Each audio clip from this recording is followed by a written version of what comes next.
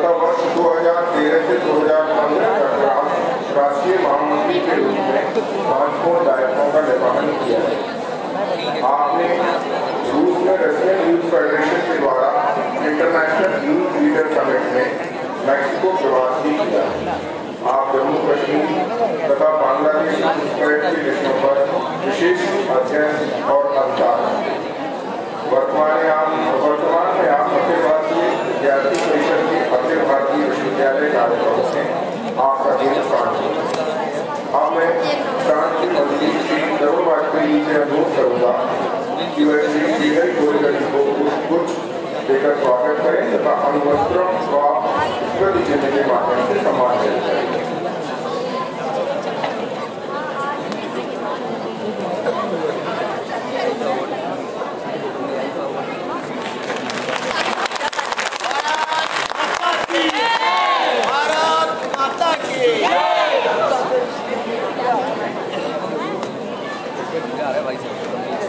भारत माता की वंदे मातरम मातरम मातरम वंदे मातरम भारत माता की।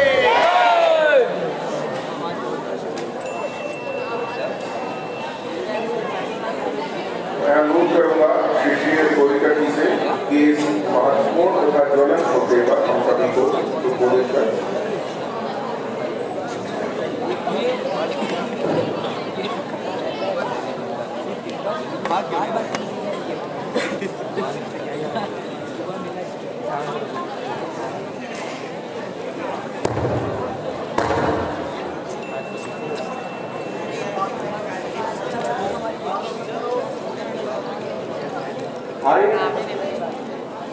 बोलो भारत माता की। आ रही है यार, आधे हाँ बोल रहे आधे ना बोल रहे, क्या मतलब बताओ? तो आवाज आ रही पूरी?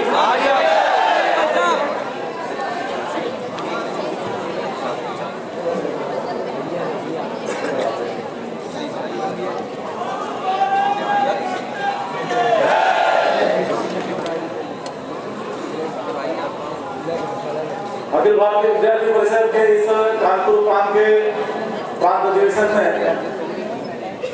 इस सत्र में मैं उपस्थित प्रदेश के प्रदेश अध्यक्ष डॉक्टर यतीन्द्र सिंह जी, प्रदेश मंत्री श्रीमती तरुण वाजपेयी जी और इस सभागार में उपस्थित सभी कार्यकर्ता भाइयों बहनों,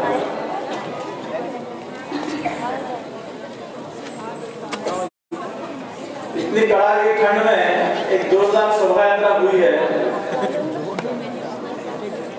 और बड़े जोशीले भाषण भी हुए हैं और उसके बाद जोरदार क्या हुआ? हाँ, तो सबकी दूर सर्दी तो भाग ऐसे में मान के चलता हूँ। और इस सत्र में सब लोग अंदर आ गए कि नहीं आ गए? सत्र में अंदर पहुंच गए कि नहीं पहुंच गए? हाँ भाई सब बैठे कम से भी हाँ या ना?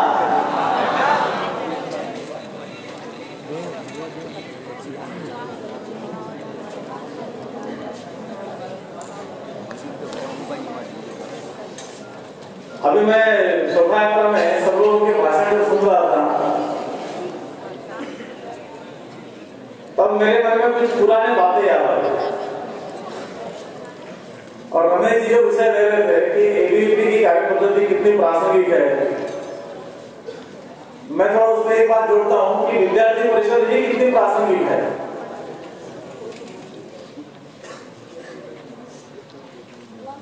राष्ट्र पुनर्निर्माण का काम, व्यक्ति निर्माण का काम होने के बाद एबीवीपी बंद करके मान लो सारे के सारे अच्छे नागरिक बन गए, तो विद्यार्थी परिषद बंद करना है क्या?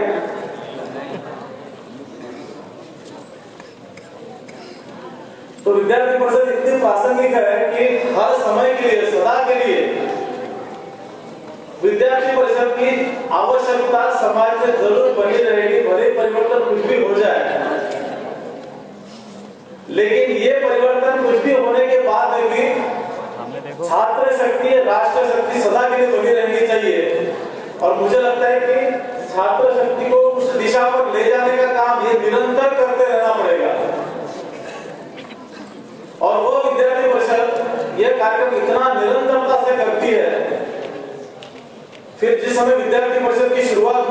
वहां से लेकर आज मेरे सामने सब कड़ाके की ठंड में यहाँ सब लोग बैठे हैं, आप सब लोगों के बीच में भी ये 3 विषय सामने लिखे हैं और पता नहीं कि 5 साल में ये लिस्ट और कितनी बड़ी हो जाएगी पता नहीं।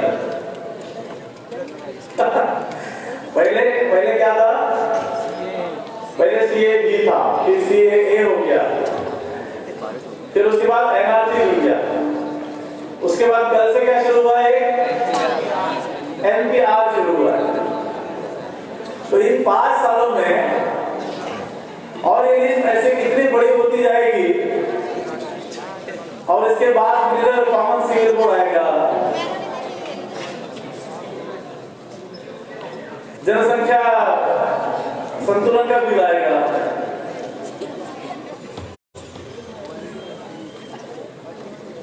जो देश की भूमि पर भी अलग अलग नाम लिखे हैं उसके भी नाम आएंगे, उसका भी क्या करना वो भी विषय सामने आएगा। तो ये जो लिस्ट है ये बहुत बढ़ती जाएगी आगे, और ये जब लिस्ट बढ़ती जाएगी तो इन सब शब्दों के बारे में, इन नामों के बारे में हमको जानना भी बहुत जरूरी है, क्योंकि जैसे जैसे 4-5 साल में हम बड़े होते जाएंगे उस समय आप लोग भी कहेंगे, जैसे मैं आज बड़े गर्व के साथ कह सकता हूँ कि मैं जब 11वीं में पढ़ता था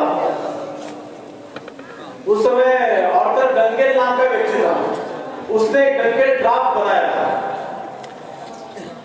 और ये ड्राफ्ट ऐसा था कि जिसमें हमारे किसान भाई जो है वो जो परंपरागत जो सीड इस्तेमाल करते हैं उन सारे बीज के ऊपर अमेरिका रॉयल्टी लेगी और अमेरिका को हमको पैसा देना पड़ेगा हमारे किसानों को हमारे घर में खेती में वो बीज फिर से लगाने के लिए। ऐसे ऑर्थर डंकेल ने एक विश्व मुक्त व्यापार का एक प्रस्ताव बनाया। मेरा इकोनॉमिक्स कोई विषय नहीं था, लेकिन 11वीं में पढ़ते समय कॉमर्स वाला विषय था, लेकिन 11वीं में पढ़ते समय पढ़ाई के द्वारा मुझे पता नहीं चला, लेकिन एबीवीपी का काम करता था।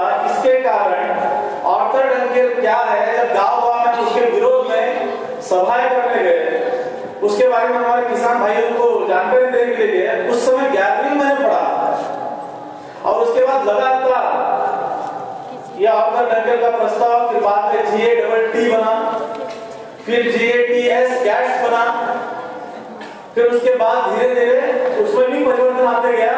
तो ये वर्ल्ड ट्रेड ऑर्गेनाइजेशन आप सुनते हैं ना आजकल, WTC सुनते हैं ना, जो वर्ल्ड ट्रेड सेंटर जो उड़ा दिया था अमेरिका का, उसे वर्ल्ड WTC सबको पता चला, लेकिन ये एक ऑर्गेनाइजेशन है वर्ल्ड ट्रेड ऑर्गेनाइजेशन WTO, जिसके द्वारा पूरे दुनिया भर में व्यापार जब चलता है तो विश्व व्यापार के नियम बनाए गए, वो नियम तय करने वाला यह ऑर्गेनाइजेशन है। लेकिन भारत एकमात्र देश ऐसा था कि जिसने छोटे छोटे राष्ट्रों की लड़ाई पूरी लड़ी और ये ऑर्थर डंकेल के प्रस्ताव से लेकर पूरा वर्ल्ड ट्रेड ऑर्गेनाइजेशन, पूरी ऑर्गेनाइजेशन बनने तक भारत ने लड़ाई ली। और उसका परिणाम यह है कि आज मुक्त व्यापार कैसे होना चाहिए, तो भारत ने भी अपनी शर्तें उसमें रखी, छोटे देशों ने भी अपनी शर्तें रखी, उसका नेतृत्व भारत ने किया। आज उसके हिसाब से पूरे विश्व में व्यापार चलता है। प्रासंगिक मेरे लिए क्यों लगता है, क्योंकि उस समय जो 11वीं में मैंने कुछ बातें उस समय सीखी थी कि नक्सलवाद कहां से पनपा, तो नक्सलवाड़ी गांव से चारू मुजुमदार जो बंगाल में किसानों का आंदोलन करता था, लेकिन किसानों के आंदोलन से शुरू किया एक आंदोलन जिसको आज हम नक्सलवाद कहते हैं। यह सारे जब किसानों का आंदोलन कर रहे थे तब तक कोई आंदोलन ठीक था, लेकिन सारी जब चारू मुजुमदार और टीम जब चाइना गई और जब चाइना से सब लोग वापस आए, तब उस समय इनका जो गॉडफादर था जिसको बाप कहते हैं, तो इनका बाप बदल गया था। ये किसको मानने लग गए थे, तो माओ को मानने लग गए।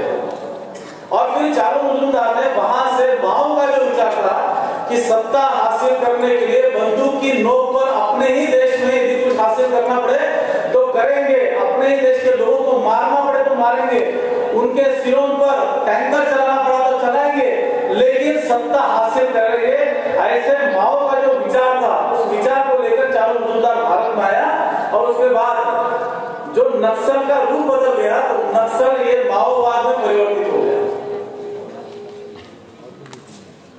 विद्यार्थी परिषद ने कितने पहले दिनों से समाज में इस बात को हम बोलते रहे कि नक्सलवाद नहीं है, ये माओवाद है। और आज इतने सालों के बाद हम समाज में प्रस्थापित करने के लिए बहुत मात्रा में यशस्वी हुए कि नक्सलवाद तो केवल नाम के लिए है, लेकिन सही में तो माओवाद चल रहा है। ऐसे समय समय पर एक एक विषयों को हमने जागरण के तौर पर छात्रों के बीच में ले जाने का प्रयास किया। ऐसे मेरे जैसे कितने 11वीं में पढ़ने वाले छात्र होंगे जिन्होंने उस समय जम्मू कश्मीर से जब वहां की छात्राओं को, वहां के हिंदू लोगों को भगाया जा रहा था, उसमें मेरा परिषद का सबसे पहला कार्यक्रम कौन सा था? तो ऐसे ही सभागार में तो मैं मेरी बहन के साथ में पहला कार्यक्रम देखने के लिए गया और उन बहनों ने वहां से जो जिस प्रकार से जम्मू कश्मीर में हिंदुओं के ऊपर अत्याचार हो रहे थे, जिसकी कहानियां वहां पर जब बताई, ऐसे केवल 2 छात्राएं नहीं, पूरे देश भर में जम्मू कश्मीर की बहनों ने और कार्यकर्ताओं ने देश भर में जाकर जम्मू कश्मीर की व्यथाओं को पूरे भारत में सुनाया। और उसके बाद 10,000 छात्र वहां पर गोलीबारी हो रही थी, सब कुछ हो रहा था, लेकिन जहां तिरंगे का अपमान हुआ वहां पर उसके सम्मान के लिए हम जाएंगे, यह तय करके 10,000 छात्र अपने टिकट से लेकर जम्मू कश्मीर में पहुंचे थे।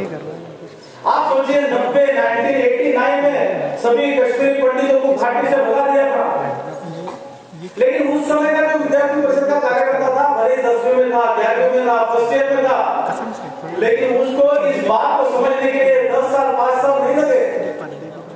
तो 10वीं 11वीं 12वीं में ही ऐसे कार्यक्रमों के द्वारा तुरंत पूरे देश भर में क्या चल रहा है कि 10वीं में ही जब अपना कार्यकर्ता समझ जाता है, इसका मतलब समझ जाइए कि कम समय में भी किसी कार्यकर्ता की वैचारिकता यदि बढ़ाना है तो वो सबसे बड़ा कार्य विद्यार्थी परिषद इतना जल्दी छात्रों को उस लेवल पर ले जाता है कि बड़े बड़े शिक्षक प्राध्यापक लोगों के साथ भी हमारा कोई भी कार्यकर्ता चर्चा कर सकता है, संवाद कर सकता है।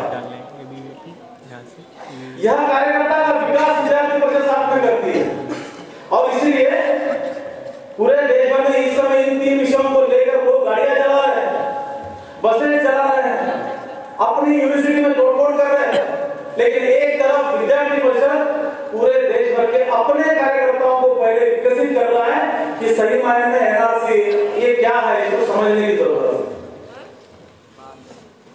समाज में तोड़फोड़ करना ये हमारा रोल नहीं है और इसलिए हम जब राष्ट्र शक्ति अपने आप को कहते हैं इट शुड बी कंस्ट्रक्टिव, वो रचनात्मक ही राष्ट्रभक्ति होनी चाहिए, विध्वंसक नहीं चाहिए। और एक तरफ हम देखते हैं कि कैसे विध्वंसक तरीके से लोग अपनी बातों को मनवाने के लिए प्रयास कर रहे हैं, एक तरफ सकारात्मक तरीके से हम लोगों के बीच जन जागरण करने का प्रयास कर रहे हैं। हम में और अन्य संगठन में क्या फर्क है? तो यही बेसिक फर्क है। हम तोड़फोड़ करना नहीं सिखाते, हम कुछ नया निर्माण कराना सिखाते हैं।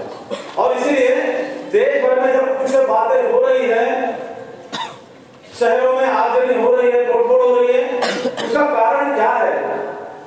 अचानक देश में क्या ऐसा हो गया कि एक शांतिपूर्ण माहौल में इस प्रकार का एक अशांतिपूर्ण वातावरण तैयार हो रहा है? इस बात को समझने की जरूरत है। और हम जैसे राष्ट्रभक्त जो अपने आप को कहते हैं भारत माता की जय जवान कहते हैं, तो माता के शरीर पर क्या घाव लग रहे हैं इसको समझने की जरूरत है, केवल नारा लगाने से नहीं होगा। हमारे भारत के साथ कौन-कौन षड्यंत्र रच रहा है इसको भी समझने की जरूरत है। ये षड्यंत्र कब से शुरू हुआ, किसने शुरू किया, इसको भी समझने की जरूरत है। 1905 में अंग्रेजों ने बंगाल का विभाजन किया था, भारत के विभाजन से बहुत पहले। आपको जो कुछ लिखना चाहे आप लिख लीजिए, आपको भी भाषण में कभी बात बताने के लिए अच्छा लगेगा। 1905 में बंगाल का विभाजन 2 हिस्सों में अंग्रेजों ने किया, लेकिन उस बंगाल के विभाजन को 1905 में एक आंदोलन शुरू हुआ, वो अंग्रेजों के खिलाफ शुरू हुआ कि बंगाल का विभाजन नहीं चलेगा। और उस समय अंग्रेजों के खिलाफ कौन लोग मैदान में उतरे? तो बंगाल के हिंदू मुस्लिम सारे के सारे एक साथ उतरे थे। इसका मतलब उसके पहले भी आप देखेंगे तो उसके पहले हिंदू मुसलमान सब लोग मिलकर देश के लिए कुछ करना चाहते थे, लड़ना चाहते थे। और इसका परिणाम क्या हुआ? तो 2005 में जो 1905 में जो आंदोलन शुरू हुआ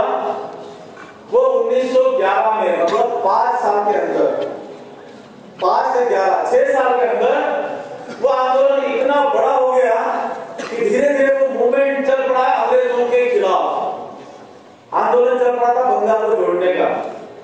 लेकिन धीरे धीरे इतना आंदोलन बड़ा हो गया, फिर उसमें स्वदेशी मूवमेंट जुड़ गई, सब कुछ आ गया, स्वदेशी का आंदोलन और तेजी से बढ़ गया। और उसका परिणाम यह हुआ कि अंग्रेजों को लगा कि इसकी शुरुआत तो बंगाल की से हुई थी और इसलिए इस आंदोलन को समाप्त करना है तो तुरंत इसको समाप्त करना पड़ेगा, नहीं तो भारत की आजादी तो 47 नहीं, वो उसी समय हो गई होती। इतना बड़ा आंदोलन अंग्रेजों को हिलाने वाला आंदोलन बन गया था। लेकिन अंग्रेजों ने क्या किया, उस आंदोलन को समाप्त करने के लिए बंगाल को फिर से एक कर दिया, बंगाल को फिर से एक कर दिया। अंग्रेजों को अपना निर्णय बदलना पड़ा और 1911 में फिर से बंगाल विभाजित, बंगाल फिर से एक कर दिया। कौन सी ताकत थी जो भारत में अंग्रेजों को झुका सकती थी, ये अंग्रेज समझ गए थे। और उस ताकत को ही तोड़ना है तो क्या प्रयास किया जाना चाहिए, उसकी जड़ जो है वो इसमें है। और उस समय एक मुस्लिम पार्टी का शुरुआत हुई भारत में, उसका नाम था मुस्लिम लीग। और अंग्रेजों ने जानबूझकर इस हिंदू मुस्लिम की एकता को तोड़ने का पूरा प्रयास किया। और हम सब लोग जानते हैं कि जो 1911 में जो बंगाल जुड़ गया था, 11 के बाद मुस्लिम लीग की स्थापना होती है और उसके बाद धीरे धीरे मुस्लिम लोगों को विभाजित करने का प्रयास किया जाता है कि तुम्हारे लिए, तुम्हारे लिए, तुम्हारे लिए। एक बैनर के नीचे लोग इकट्ठा आना शुरू हो गए, जमा होना शुरू हो गए। उसका परिणाम क्या हुआ, तो 1911 से लेके 47 तक इस प्रकार का वातावरण बन गया, इस प्रकार का ग्राउंड बन गया कि देश की आजादी की हमको चाहिए, तो देश में आजादी, हमको अपना अलग देश चाहिए। यहां तक मानसिकता के लोगों को तैयार किया गया। और जितना जैसा एक व्यक्ति तैयार होता है जो कहता है कि हमें भारत तो चाहिए लेकिन हमको ये भारत नहीं चाहिए, हमको हमारा देश अलग चाहिए, हमको हमारा देश अलग चाहिए। और हम सब लोग जानते हैं कि 1947 में, जिस समय 45, 46, 47, ये 2 वर्ष पहले आप थोड़ा सा जाइए, पीछे जाइए, देश में हर कोई नागरिक यह सोच रहा था कि कल हमको आजादी मिल जाएगी, परसों आजादी मिलेगी। लेकिन आजादी के सपने जैसे लोग देख रहे थे, दिन पास आ रहा था, एक दिन रात को लोग ऐसे ही सोए, लेकिन जिस दूसरे दिन जब उठे तब देश की आधी जनता ये वेस्ट पाकिस्तान की नागरिक बन चुकी थी और कुछ जनता ये ईस्ट पाकिस्तान की नागरिक बन चुकी थी।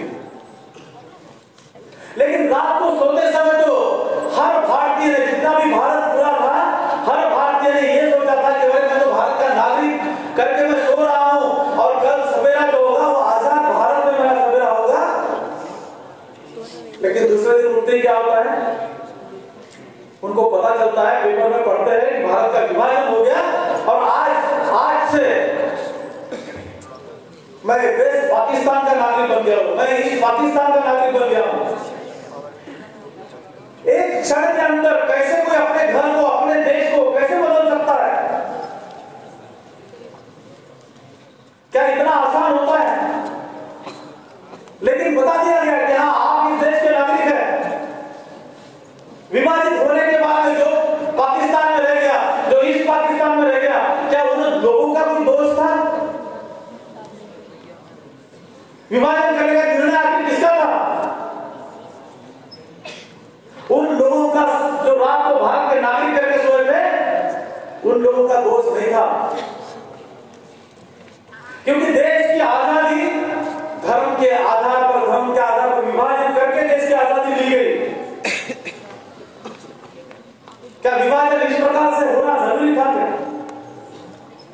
भारत को वैसी भी आजादी मिल सकती थी, लेकिन आखिर ये जिद किसकी थी कि हमको अलग देश चाहिए? और एक व्यक्ति के जिद के कारण हमारे उस समय के तत्कालीन नेता लोग भी, जिन्होंने शायद देश को जो अपने घर की प्रॉपर्टी है ऐसे समझकर देश के आधार में टुकड़े कर देते हैं। अरे देश की जनता को कभी पूछा गया क्या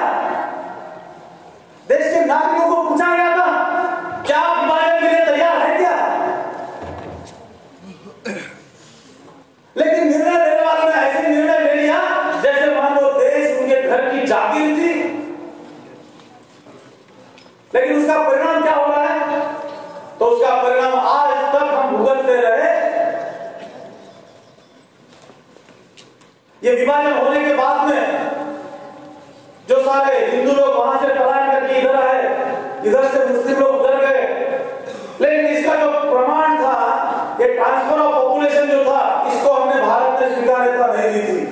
जब विभाजन हुआ उस समय इसको विभाजन नहीं हुआ, इसको स्वीकार्यता नहीं दी थी। और 4.5 लाख स्क्वायर किलोमीटर इस पूरे देश का विभाजन हो गया।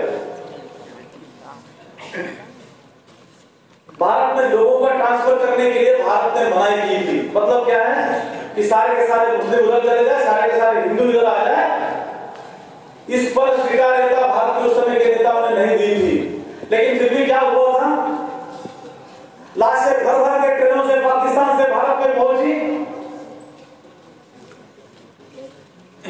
लोग कहते थे आपने मुसलमानों को इसमें क्यों छोड़ दिया, इस बोल में मुस्लिम लोगों को क्यों छोड़ दिया।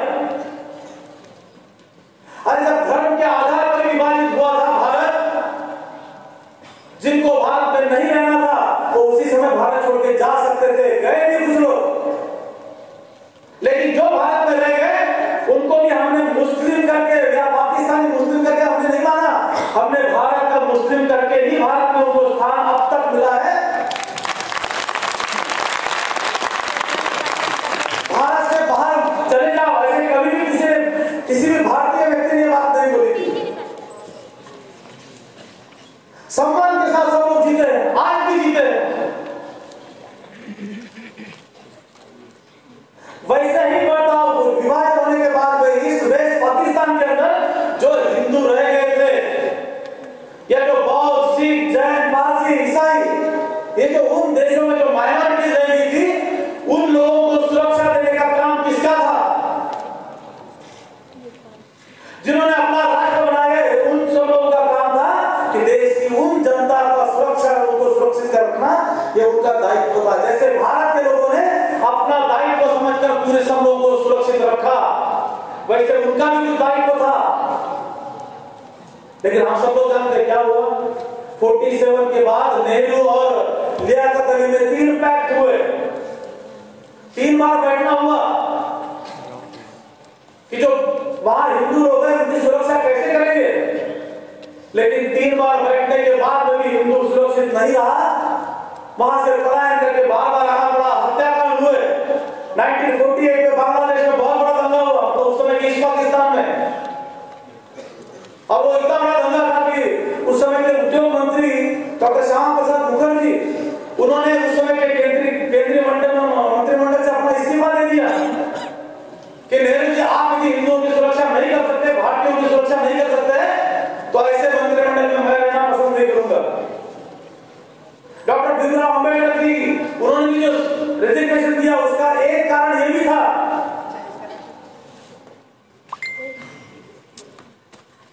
तो आखिर सुरक्षा किसने दी थी। हमको एनआरसी अपडेट करनी पड़ती है, हमको सीएए भी लाना पड़ता है, किसके कारण, क्यों। यदि पाकिस्तान में रहने वाले उस समय के हिंदुओं को पाकिस्तान सुरक्षा देता, सही में एक सेकुलर राष्ट्र के नाते सबको एक समान अधिकार देता, तो शायद भारत को आज ये सीएए लाने की जरूरत नहीं